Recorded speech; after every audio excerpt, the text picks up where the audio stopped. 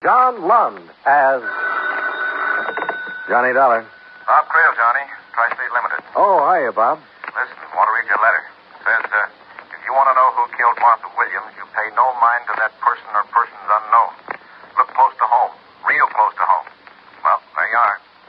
Signed with that famous old name, I suppose. Yep, anonymous. Postmarked Piney Corners, Pennsylvania. Martha Williams was killed a month ago. Shot. And we carried a $10,000 policy on her. Who's the beneficiary? Her husband, Ben Williams. He's a farmer there. The coroner's jury brought in an open verdict. We're about ready to pay off the policy, but now... How about it, Johnny? Piney Corners, huh? All right, Bob. Provided I can find it on the map.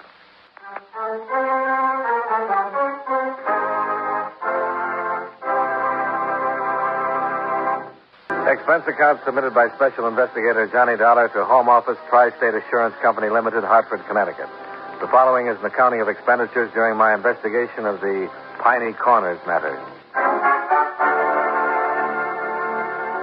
Expense account item 1, $48.40. Transportation to Piney Corners.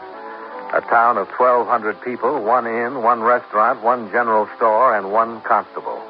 A lantern-jawed man of middle age named Jake Finley. Lived here all my life, Mr. Dollar. First murder we ever had. Don't rightly know just how to go about dealing with it. Well, maybe between us we can come up with something. I hope so. Ain't much I can give you in the way of facts, though. Clues, I guess you call them. The woman's dead, and that's about it. Could have been an accident, even.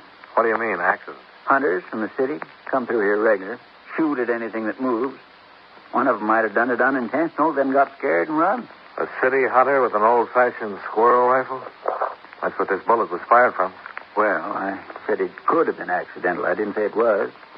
I reckon somebody meant to kill her, all right. Only trouble, though, I can't figure anybody that might have had a reason to. What about this slug? The ballistics boys make anything out of it? Nope. Too flattened out. Sent it clear to Philadelphia. They said there wasn't any way of telling what particular rifle it came from. And pretty near everybody in the township's got one of them guns. No, it's like I said. No clues, not to speak of. There are people, though, Jake, with different motives and different capabilities. And one of them did it. Not the one you're figuring most on, though, Mr. Dollar. Her husband, you mean, Ben Williams? Why not? Ain't the type. Like you said about capabilities, he wouldn't kill anybody. You'll see when you meet him. Well, then suppose we meet him. All right.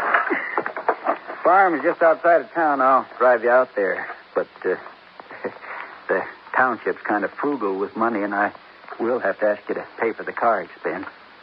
Fair enough. Maybe we could make a couple of other calls, too.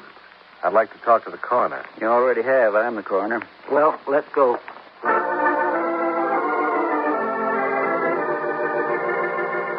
Expense account item 2, $4.50. Car expense from Piney Corners to the Williams farm. Or at least part way to the Williams farm. After stopping several times to point out local landmarks, Constable Finley pulled up beside two people who were building a rock wall along the road and introduced me to Williams' neighbors, the Keelers. How do you do, Mr. Dollar? I'm pleased to meet you. Mr. Dollar's an insurance investigator, Ira. He's checking into Martha's death. Oh, I see. Tri-State Company. Why, yes, that's right, Mrs. Keeler. Oh, it was a terrible tragedy. Sad thing for all of us. The Williams have been neighbors for years. Good neighbors. And then this, after all the other trouble they'd had. What sort of trouble, Mr. Keeler? Oh, Martha's illness. After that operation last year, she was almost an invalid, you might say. Ben had to care for her, along with doing for the house and running the farm, too. A lot of time he spent caring for her. Now, Agnes... Not half as much time as he spent hanging around that girl. What girl is that, Mrs. Keeler? Oh, that little flibberty gibbet. Agnes. I'm afraid my wife is just repeating gossip she's heard, Mr. Dollar. Ben Williams is a fine young man. Any stories to the contrary are idle rumors. I know the girl, Mr. Dollar. It's Flora Lane, a waitress at the Piney Corners Inn. You can talk to her when we get back to town. Good. I reckon we better get on over to Ben. Oh, by the way, Mrs. Keeler, the company appreciated your letter. How'd you know it was me? Oh, I just guessed. Nice to have met both of you. Goodbye.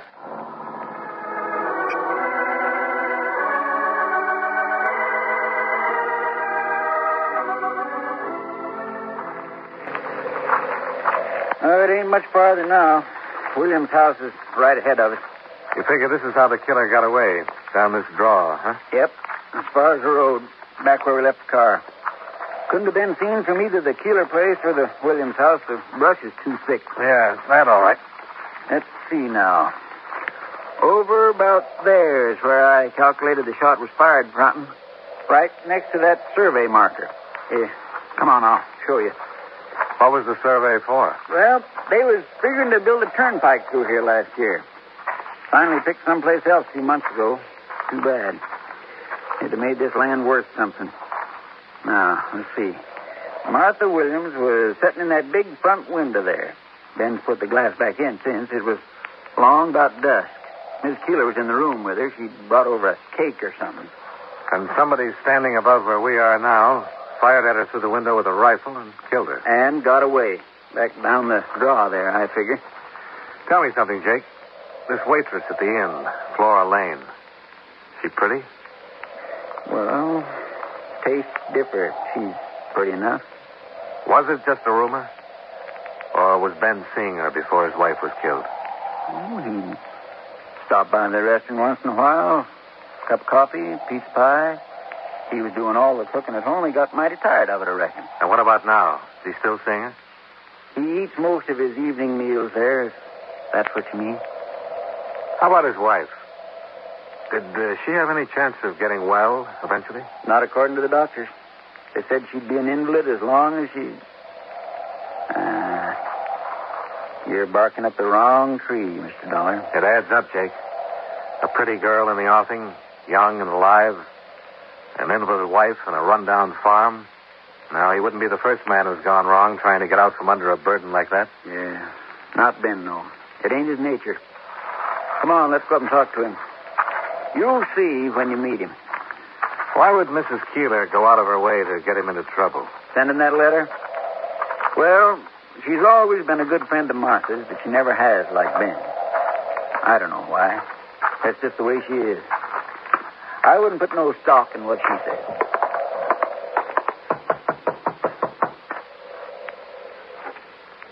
I don't see much sign of life. Well, Ben's in and out. You never know. Sounds like somebody's coming around the house. Guess he was working out in the barn. You're looking for... Oh, the constable. All right, Tom. Fine, Mr. Finley. Ben around? Nope, he ain't here. I've been working out back, fixing a spreader. Mr. Williams ain't here, though. Any idea when he'll be back?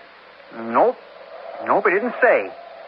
You can go in and set, though, if you want. Yeah, maybe we will. Oh, this is Mr. Dollar, Tom Smith. Howdy. Why? Tom does odd jobs for Ben, some of the other farmers. Works around here and there. I see. Were you working here the day Mrs. Williams was killed, Tom? No, I wasn't even near here. Anybody that says so is lying. I was clear over on the other side of town. Shall we go inside, Mr. Dollar? Okay. I'll see you, Tom. He gets kind of excited when he thinks he's accused of anything. He's not much on brains, you know. Has he ever been in trouble with the law? Well, petty stuff. Shooting game out of season, mostly. Oh? Is he a good shot? Dead shot. Never misses.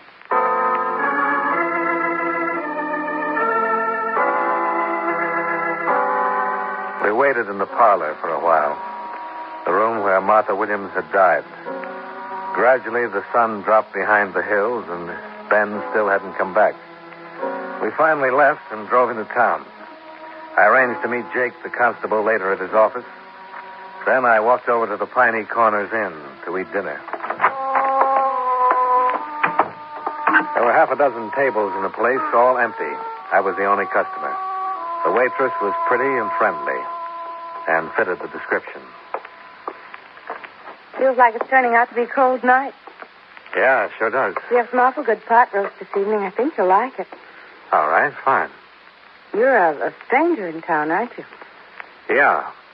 I'm here looking into the death of Martha Williams. I see. Are you, by any chance, Flora Lane? Yes, I am. I guess you're the person I'm looking for. You worked very fast. I thought it would take longer. Oh? I knew you'd find out, of course. Sooner or later. I was hoping Ben and I would at least have a little time to ourselves first. Well, it looks like it didn't work out that way. Never does. Once you've been knocked down, life never gives you another chance. Did Martha have a chance? I wouldn't have done anything to harm her marriage. Didn't let on to Ben how I felt. Not once. Not until after she'd been killed. That's considerate of you. And I know he didn't give me one thought as long as she was alive. Not in his nature. So I've heard.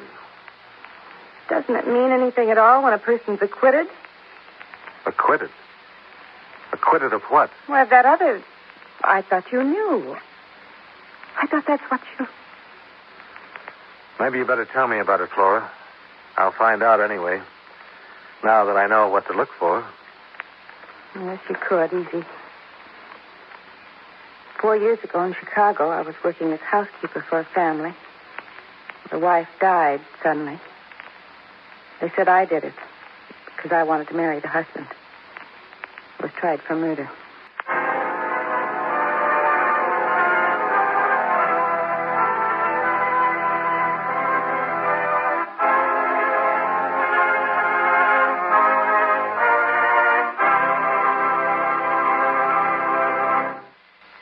And now, with our star, John Lund, we bring you the second act of Yours Truly, Johnny Dollar. Expense account item 3, $1.60. Pot roast special at the Piney Corners Inn. I finished it, left, and walked down the empty street to the constable's office. Well, pull up a chair, Mr. Dollar. This old oil burner don't throw much heat. Oh, thanks, Jake. You find Ben? No. I met his girlfriend, though. Flora? I reckon you found out about her, too, from that look on your face. Yeah, she let the whole thing slip. Thought I was already onto it. It don't have no bearing, Mr. Dollar. No, maybe not. The way it stands, though, I could make out a pretty good case against Ben. Except you haven't met him. It adds up, Jake. An invalid wife, a pretty girl, a rundown farm that doesn't look as though it's made a profit in years, and a $10,000 insurance policy just dangling. Yeah.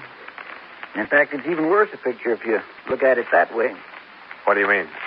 That farm's not only run down, it's mortgaged to the hilt.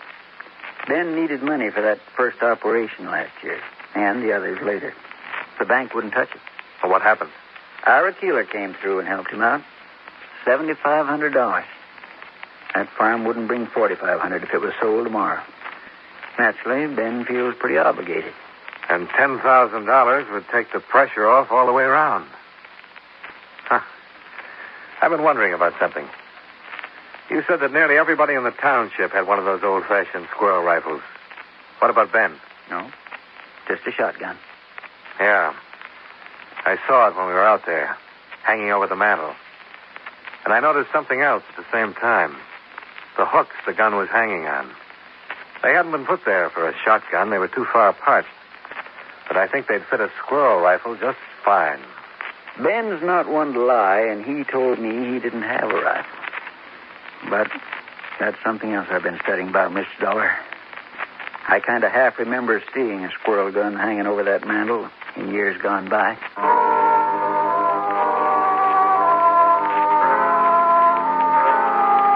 Expense account item 4, $4.50. Car expense for another trip with the constable out to the Williams farm. The lights are on.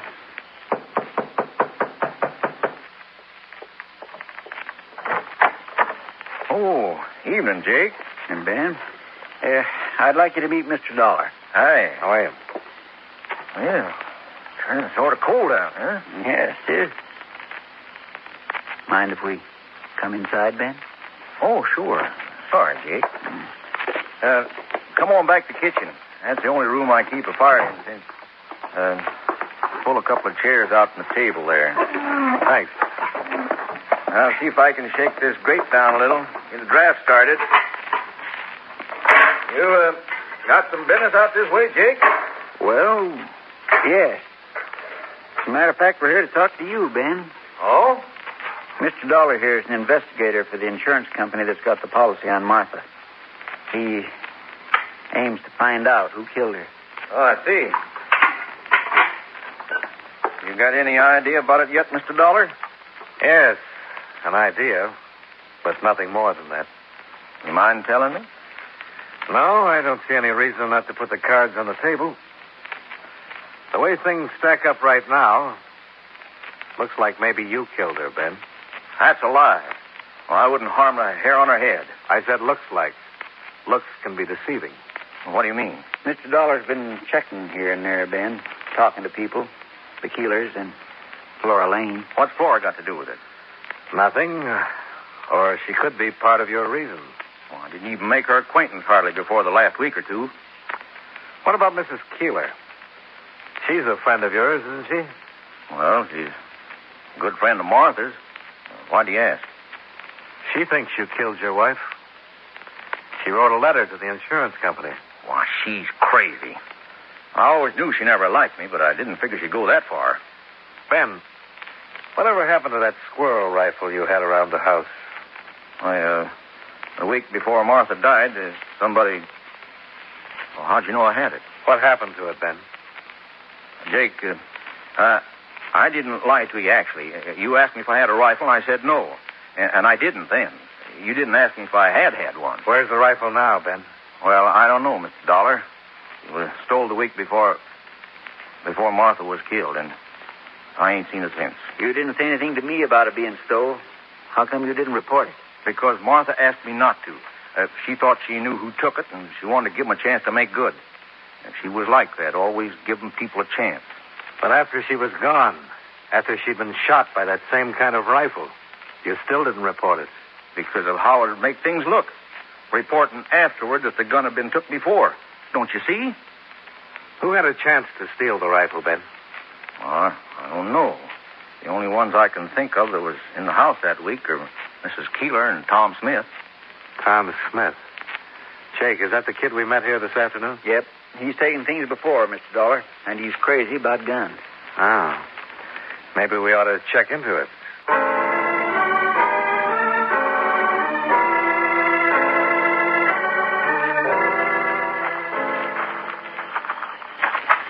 It's around here back to the feed store, Mr. Dollar. Kind of a shack on the corner of the lot. They let him use it in return for keeping an eye on the store at night. I think the door's here at the corner, if I recollect. It's been a long... All right, now. You stop right where you are. It's Constable Finley, Tom. Mr. Dollar's with me. All right. I figured it was somebody trying to break in. Well, now that you know it isn't, I wonder if I can have a look at that gun you're holding. Well, I reckon so, Mr. Dollar. Sure, here. Thanks. You got the flashlight, Jake? Yeah. Just a second now. There we are. Well, no luck. It's a .22. What you fellas up to, anyhow? Tom, what did you do with Ben Williams' squirrel rifle? How'd you find out? Never mind. What did you do with it? I ain't got it now. Where is it? I sold it. I did. I sold it to Mr. Keeler. He gave me $3 for it about 3 weeks ago. 3 weeks. That'd make it a week after Martha Williams was shot. And you took the gun the week before she was shot. Well, Tom? Well, what? I don't know what... Are you saying I shot Mrs. Williams? I'm asking. She was the best friend I ever had. The only one in this town. Ever treated me like somebody. I wouldn't do nothing to hurt her. Now, Tom... Besides, that gun ain't even been fired for 3 or 4 years, maybe. Miss Williams never did use it. Well, it's even got rust inside the barrel. Tom, for your sake, I hope it has.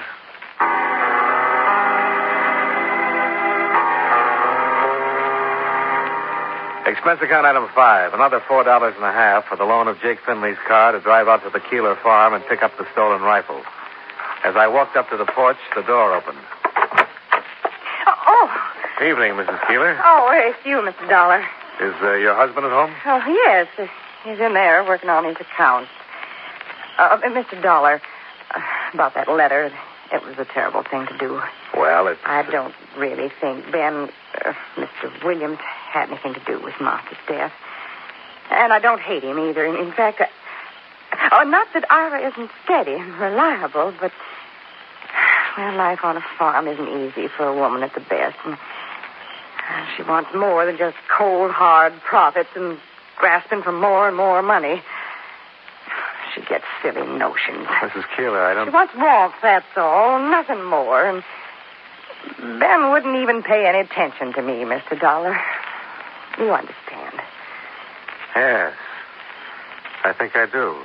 You go right on in. I have to take these preserves over to Miss Daly. I don't know why I told you all that. Good night, Mrs. Keeler. Mr. Keeler? In here. Come on in. Sorry to bother you this time of night. Oh, Mr. Dollar. Just finishing up my last year's account book. What can I do for you? Well, unless I've been misinformed, you bought a squirrel rifle from Tom Smith a while back. Yeah, that's right.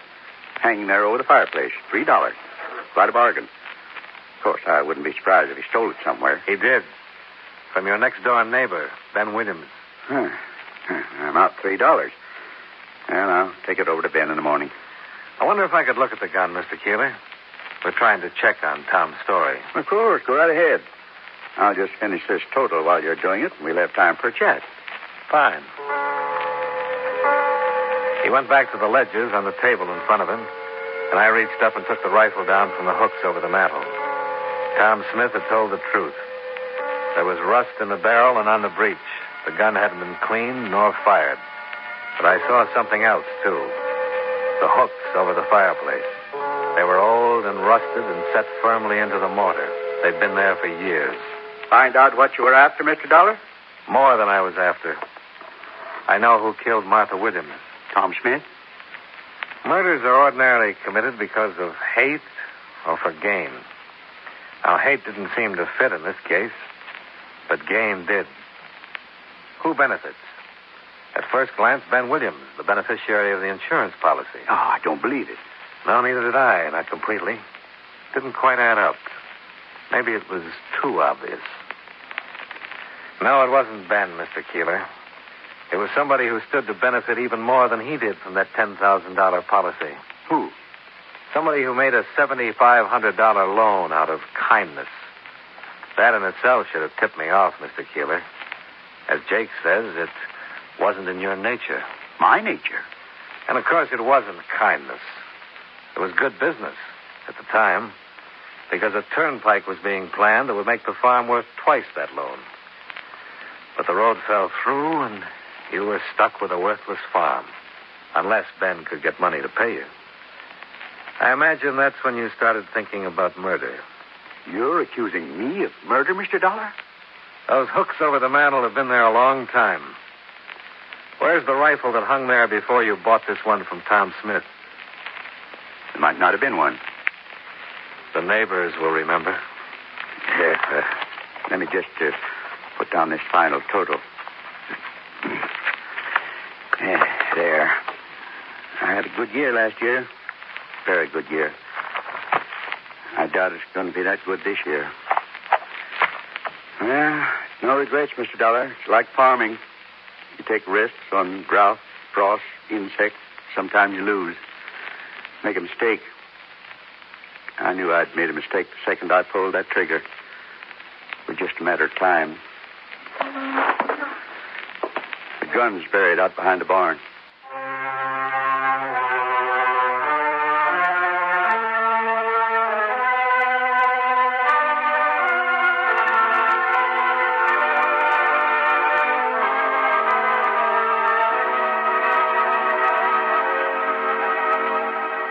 Expense account item 6, $57.20.